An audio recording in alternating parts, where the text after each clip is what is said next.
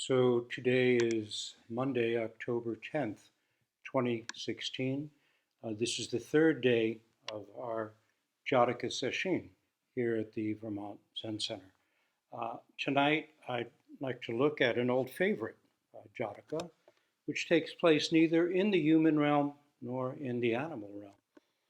Well, it certainly touches base with the human realm, but it's one of those non-human beings that Buddhism presents to us often. One thing I'd also like to mention,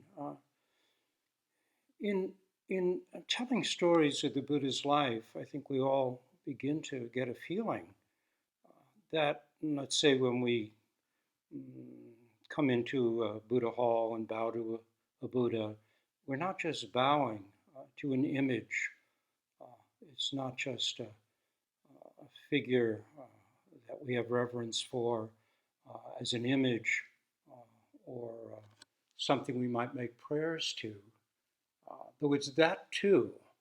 But in telling the stories, we begin to realize that, in hearing the stories, we begin to realize that what we're looking at is the work of a person who did the work, who went through everything, who faced all their issues, who made mistakes but picked themselves up and went on. What we're honoring is the great effort, the great work, the practice realization of this person who became Shakyamuni Buddha. Dogen, somewhere in the Shobogenzo, it's in the fascicle, I think, 10, Painting of a Rice Cake, Gabyo, says if you want to paint a picture of a Buddha, you paint it with countless kalpas of assiduous practice. He's talking about the Jataka tales. So, countless kalpas of assiduous practice. This is the vow of the Bodhisattva being actualized. It's our vow as well. So, tonight we will look at the Campeyya Jataka, which is, as you'll see, set in a non-human realm, not an animal realm either, or in part in that realm. Back when Anga was king of Anga and Magadha king of Magadha, the Kampa River served as the boundary between their two kingdoms. A Naga king named Campeyya lived with his 16,000 subjects in a jeweled palace on the river bottom. While above, on the land, there was endless fighting between the two kingdoms of Anga and Magadha. Back and forth it went, first one side won, then the other, over and over. One day the king of Magadha, worsted in battle, was fleeing from his pursuers and came to the Kampa River. Better to die in the river than be vanquished by foes, he cried, and spurring his horse forward, he plunged into the water. Down in the depths, down on the river bottom, the serpent king, Campeyya, was relaxing in a jeweled pavilion. The riverbed there had been strewn with gold and silver powders. Flame-bright trees of branching coral hung with diamonds. Rubies, emeralds, and pearls grew in profusion there. The Naga king, luxuriating in these splendid surroundings, was enjoying himself. Naga musicians played on instruments of crystal and gold for his delight, and beautiful Naga maidens danced. Suddenly the music stopped, and the maidens grew still. Looking up, the king of the Nagas saw above him a man on horseback come drifting down through the water. The serpent king saw nobility in the man's face and felt a liking for him. Extending his protection over both horse and rider, he allowed them to arrive safely on the river bottom. Rising from his pearl throne, the Naga king offered the stranger his own seat, saying, "Fear nothing, friend.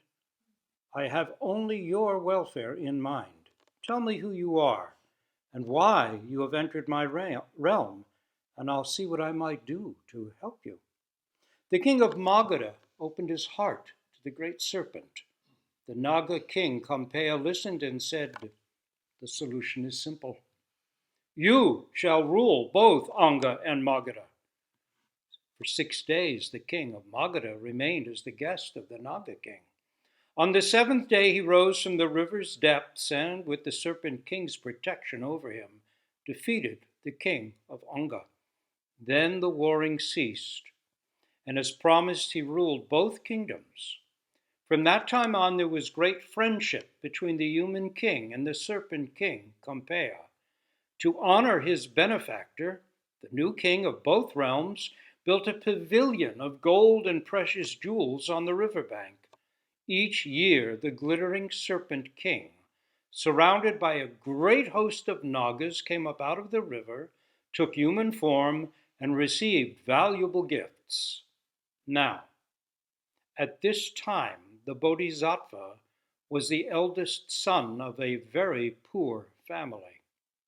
He stood among that crowd viewing that almsgiving, awed by the riches and splendor he saw, and he couldn't help but wish that he too might have such riches.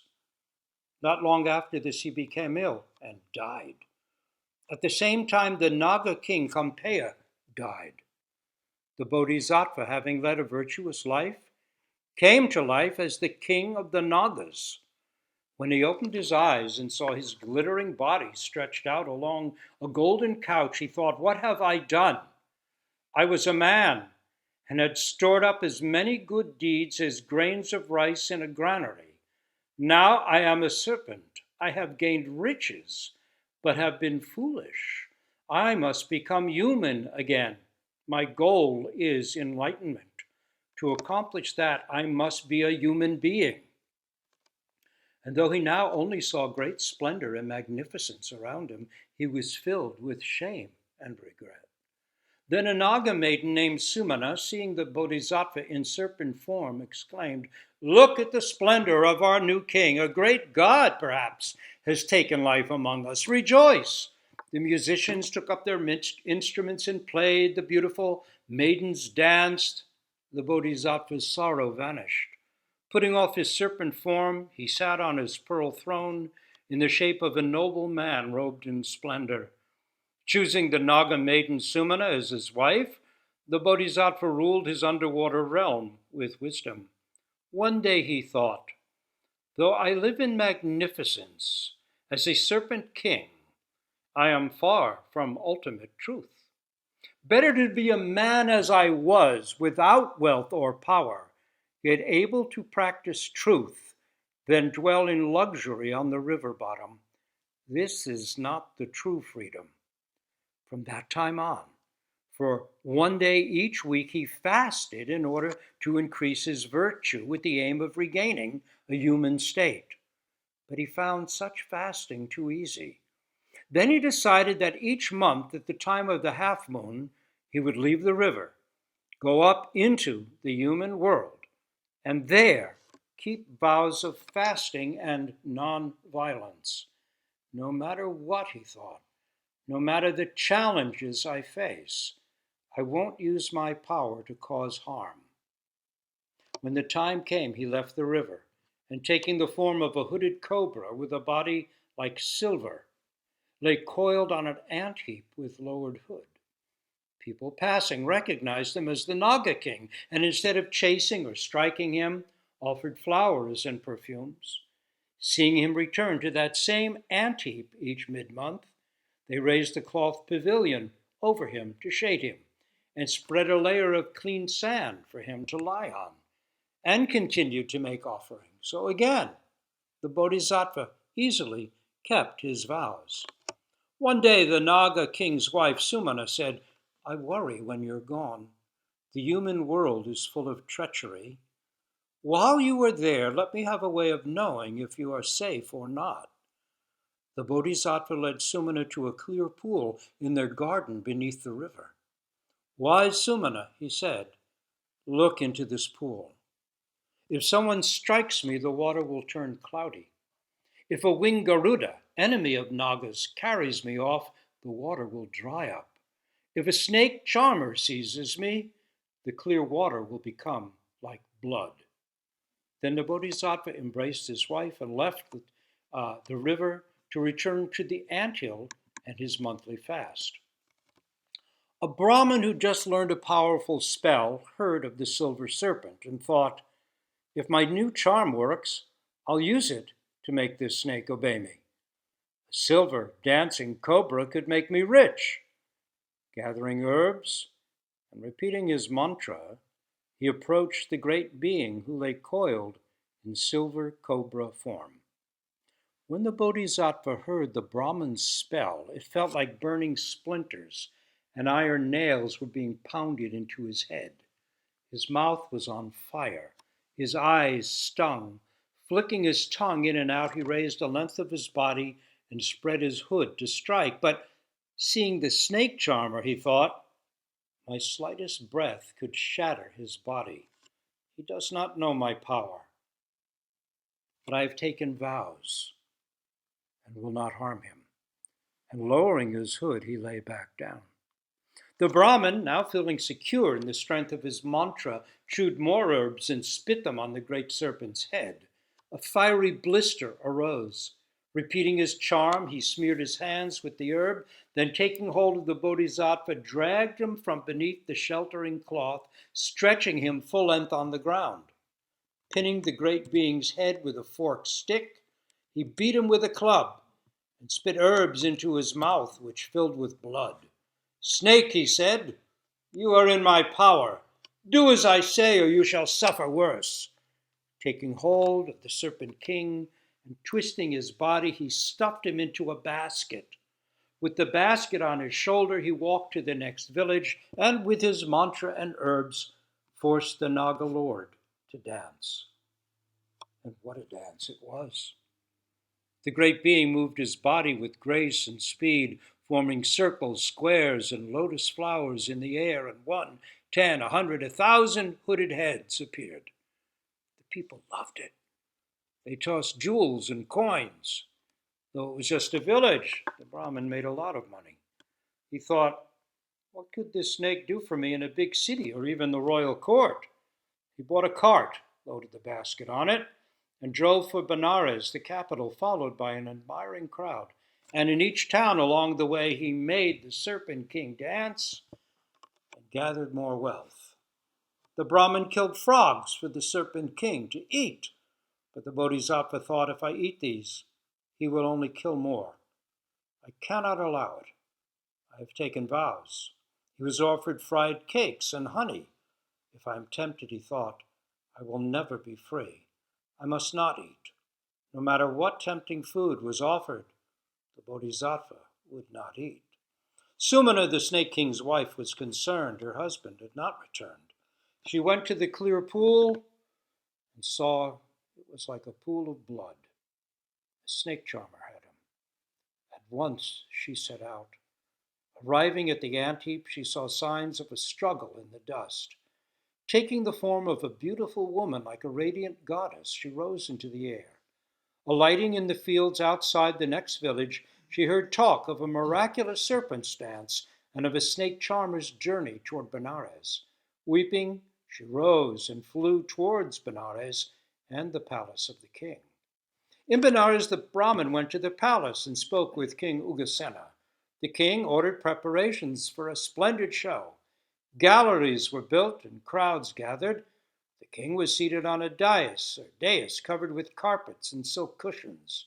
The courtyard spread with clean white sand, and a beautiful carpet spread in its center.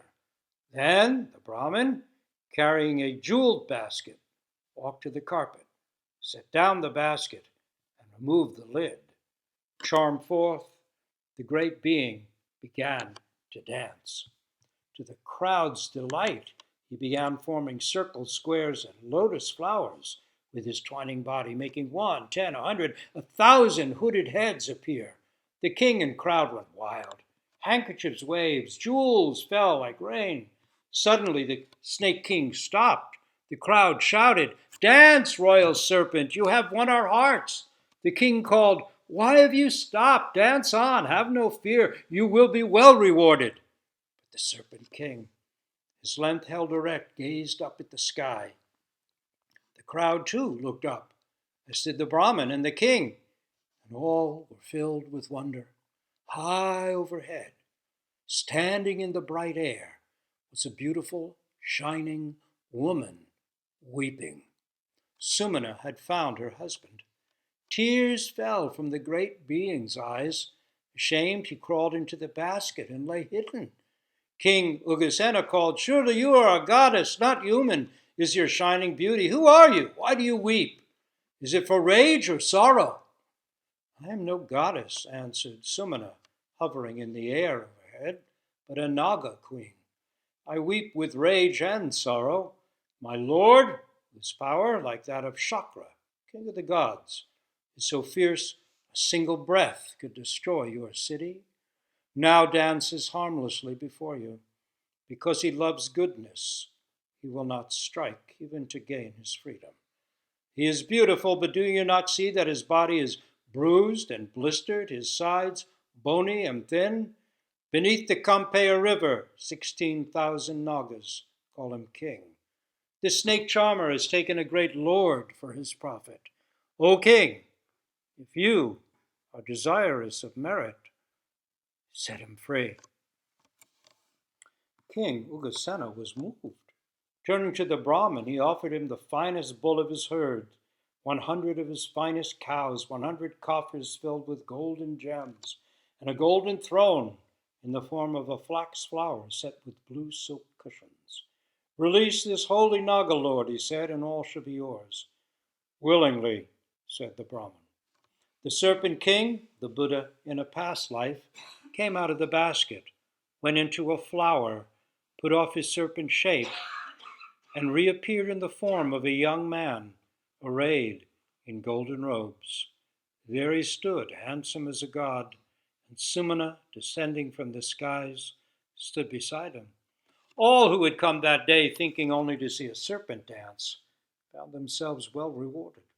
Then King Ugasena, with a company of his nobles, escorted the Bodhisattva and Sumana to the river Kampa. "I have one request before we part," he said. "Might I see your palace beneath the waves?" The Bodhisattva agreed. King Ugasena and his retinue descended with Campeyya and Sumana to the river bottom. Great king though he was awed. "Why, great being?" he asked. "Did you leave this magnificence to lie on an ant-heap in the dust?" "This treasure," replied the Bodhisattva, "is nothing compared to the treasure of human birth, through which enlightenment may be realized. It is for this I would labor. Hills of pearl, groves of flame coral trees, clusters of jeweled fruit, diamonds, emeralds, rubies, and sapphires, mountains of gold, lakes of silver count for little compared with that true treasure. Take what you will of this and use it for good." He had Nagas fill coffers with treasure for King Ugasena, who returned, rich beyond measure and strengthened in virtue, to his own kingdom. The king had been given so much gold as he traveled home that the excess spilling from his overladen treasure cart stained the earth, which is why the ground extending from the shores of the Kampa River to the ancient city of Benares remains the color of gold to this day. So that's the story. It's an edited version from the version you'll find in my book, Endless Path. I've done a little reshaping of it. And the commentary also is from Endless Path, but I've revised that a great deal. And that's what we'll look at tonight. So if you think that the Buddha was always perfect, never had difficulties or regrets, and never made mistakes, let this story stand as your corrective. A Buddhist legend reveals what it takes to be born human. A blind turtle swims in a vast sea, surfacing once every 100 years. A board with a hole in it floats on that ocean. How long will it take before the blind turtle sticks its head through the hole in the board floating randomly on the sea? What are the odds? Those are the odds Buddhist tradition says we've faced in being born human. The odds of encountering the Dharma once we are human are said to be even longer. To be human might not mean just looking human. What does it mean to be an actual human being? What are our odds of becoming one? How do we do it? The central point of the legend is clear. Don't waste time. If we fail to do our best now, it might be a long time before our chance comes around again. The sea is boundless, the turtle quite blind. Yet as mysterious and full of tremendous potential as human life is, we also know it can be difficult, full of loss, disappointment, misunderstanding, malice, sorrow, grief, and injustice. Painful things happen, culminating in life-threatening illness and death. Being conscious and alert, endowed with memory and anticipation, we dread the inevitable falling of that final curtain. Yet sutras say that our human birth and its opportunity to practice realization is the greatest treasure. The Campeyya Jataka goes all out to make the point clear. It is better to be human, able to practice realization, even if it means living in less than ideal circumstances, than to be powerful and rich yet unable or unmotivated to do so. The realm of power, ease, splendor, and wealth without access to enlightened practice is symbolized by nagas. In Asia, nagas are said to have handsome male or female heads and bodies that trail off to a snake's tail. Sometimes cobra hoods, one or several, might appear above their human head. Sometimes they appear human, though it's said if you look closely, you may notice a cobra hood-like aura glittering around them. They can be highly sensual as well as deeply spiritual. It's said that the Buddha, realizing that human beings were not ready to receive the complete prajnaparamita, transcendental wisdom teachings, gave them to the nagas for safekeeping.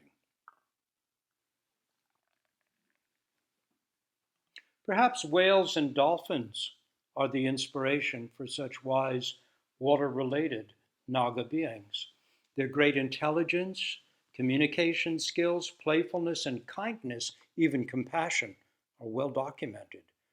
There's also a growing body of evidence from scientists and personal anecdotes collected by them that suggest that orcas, misnamed killer whales, may even be telepathic.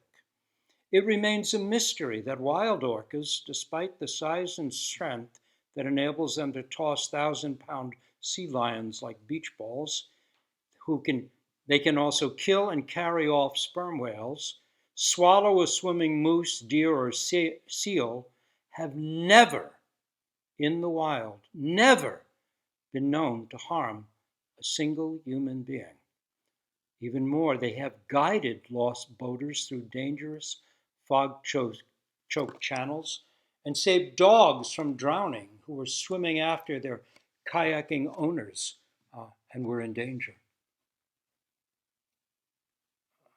This is pretty remarkable when you think about why a wild animal with such power at the very top of the pyramid of life in the ocean would act like that towards human beings who have harmed nagas in the past. Nagas are known for sensuality as well as for wisdom, and whales and dolphins are not only intelligent, but as one researcher put it, very sexual. If whales are indeed the ancient nagas, then their slaughter and confinement in places like marine world is foolish, reprehensible, and dangerous. If we kill our prajna wisdom holders and drive these wild, free-ranging explorers of the deeps into madness by imprisoning them in tiny tanks, what doors to our planet's well-being may we be closing forever? If wise, powerful, and sensual nagas enjoy life in jeweled palaces beneath rivers, lakes, and seas, how could a poverty-stricken human be better off than not just any naga, but a high-ranking naga lord? A naga lord would have wealth, wisdom, long life and power, as well as the companionship of beautiful Naga maidens. Who hasn't wished for some version of such a life? Who hasn't dreamed of beauty, wealth, comfort, power? The story provides its own revolutionary answer. Being human offers us the opportunity to practice enlightenment, which is better, indeed more valuable than anything. According to Buddhist tradition, this is why we were born human. Not to be Buddhists, but to undertake the practice of becoming authentically ourselves, awake to the non-dual presence of bugs, trees, sun, moon, stars, mountains, rivers, earth, and wind. The story puts its challenge before us. You can have everything you've dreamed of: treasure, ease, comfort, pleasure, and long life, but no spiritual practice, no lasting freedom from ego, or just as you are, problems and all, difficulties and all, warts, as they say, and all, just as you currently are, you can take up a way of liberation. Which shall it be? Long ago, the Buddha, to be as a poverty-stricken human being, stood at this crossroad, wishing for something better, and chose naga riches, wisdom, and pleasure over the pains of his all too ordinary human life. But when his wish was fulfilled, he discovered the fly in the expensive ointment. As a naga, even a high-ranking one, he couldn't practice what any ordinary human can: enlightenment. To do that, to gain the wish-fulfilling gem of mind, he'd have to be human. As the song says, you don't miss your water till your well runs dry. Despite the tremendous improvement in his life circumstances, he's lost, not gained. So he resolved to do whatever's necessary to regain the ordinary human condition we all now enjoy and take so for granted. The universe is bigger than we think. Maybe nothing is as ordinary as we suppose. The challenge the story presents is simple, it carries its hidden sting. The treasure we seek is right where we are, and we can find it if we don't let our chance go by. But will we? There's the rub. Of course, there are human conditions where opportunities for practice remain not only unlikely, but impossible. Famine, war, violence, and poverty can keep the treasure hidden, destroying opportunities for awakening and generating lasting harm. Working to establish a society of equality, justice, and peace, conditions that foster awareness, foster opportunities for awareness, is not a frill, but essential bodhisattva work. Still, isn't it natural to wish to escape from difficulty? May all beings be happy and free of suffering is a fundamental Buddhist aspiration. Yet one of the oldest and saddest stories is that of a person who works hard, makes sacrifices, cuts deals, maybe even commits crimes, and then, securing their prize, discovers it wasn't quite what they'd supposed it to be. Of course, there's no point in not going for that job, that house, or seeking to win that certain person as your partner. What would be the point of not doing work you dream of, or of not living with the person you love? Prince Siddhartha married Yashodhara, not anyone else. It seems to have been a happy time for them both. There's nothing wrong with satisfaction. Yet how easy it is when seeking a personal heaven to fall from our deepest potential. In our poverty, alone and afraid, in a world I never made, is how Roshi Kapleau would describe it. In our poverty, we can seek money, power, and possessions, and allow greed, hatred, and self-centeredness to cloud our minds, and so make our real treasure even harder to find. Eventually, at some point, like the Bodhisattva in this tale, though, we may think, what have I done? I have to get back to what I'm really about. Then we too make sincere efforts to regain the way. Even errors, as this Jataka shows, can become the foundation of deeper practice. Going astray sometimes, if we stay alert, helps us see more clearly what it is we really want. Some people can be turned off by the Campeyya Jataka's fairy tale-like atmosphere. Who cares about a magical snake? Buddhism is supposed to be about reality. Well, then the Naga realm can simply be seen as a way of showing what happens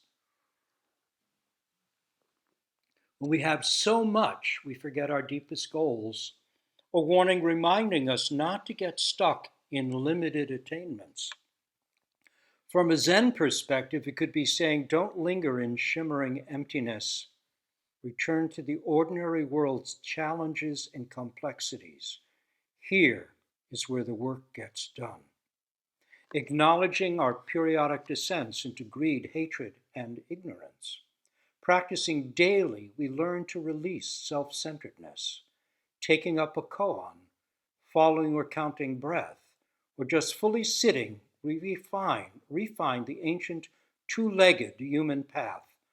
Then staff or steering wheel or hammer or spoon or pen or baby bottle or pots and pans in hand, we set off into the turns and twists, highs and lows of daily life, grateful for this human body and coconut-sized head, so prone to self-centered error, so committed to aging and death. For impermanent as it is, this fathom high, as the sutras put it, body-mind, remains our beyond all price vehicle of liberation. The Buddha told the Deva Rohitasa in a sutra of that name, in this fathom-high body, I make known the world, the origin of the world, the cessation of the world, and the way leading to the cessation of the world in this ordinary human body, this very one. The impoverished bodhisattva who'd so coveted wealth and splendor renounces them in the end, giving up attachment to external treasure to become what we are now, an ordinary human being, capable of realizing the great treasure jewel of mind. The golden-colored earth at the conclusion is simply a storytelling way of saying, look, if you don't believe the truth of this, just look at the golden-colored ground. It's proof that it's all true. From a Buddhist perspective, our human condition is not a realm of existential nausea, but potential freedom. Roshi Kapleau, commenting on his enlightenment in the 3 Pillars of Zen, wrote, this is diary text, so not complete sentences. Feel free as a fish swimming in an ocean of cool, clear water after being stuck in a tank of glue. And so grateful.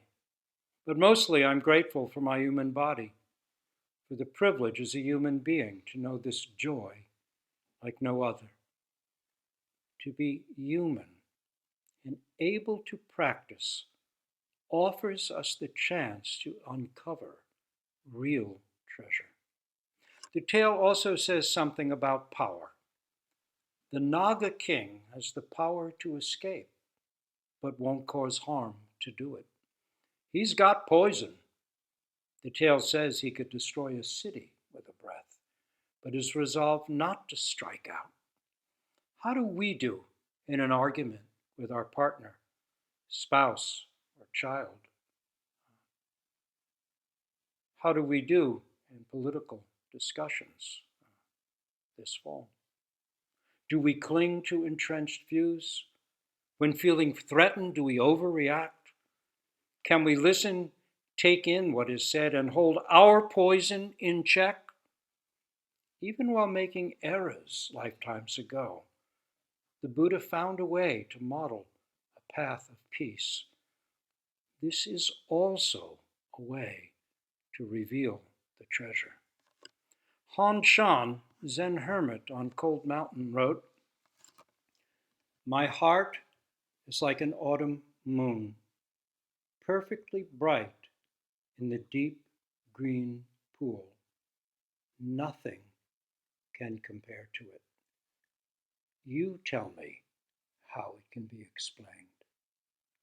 All similes and metaphors fall short. Nothing can do justice to the reality of mind, the mind that sees colors, hears sounds, thinks thoughts, understands words, eats when hungry, sleeps when tired. Zen master Isai expressed it this way: because I am, heaven overhangs, and earth is upheld. Because I am, the sun and the moon go round. The four seasons come in succession. All things are born because I am, that is, because of mind, moons, treasure, kings, pools, rivers, nagas, all just point to where X marks the spot. It remains for each of us to roll up our sleeves, dig down, and find our long buried gold.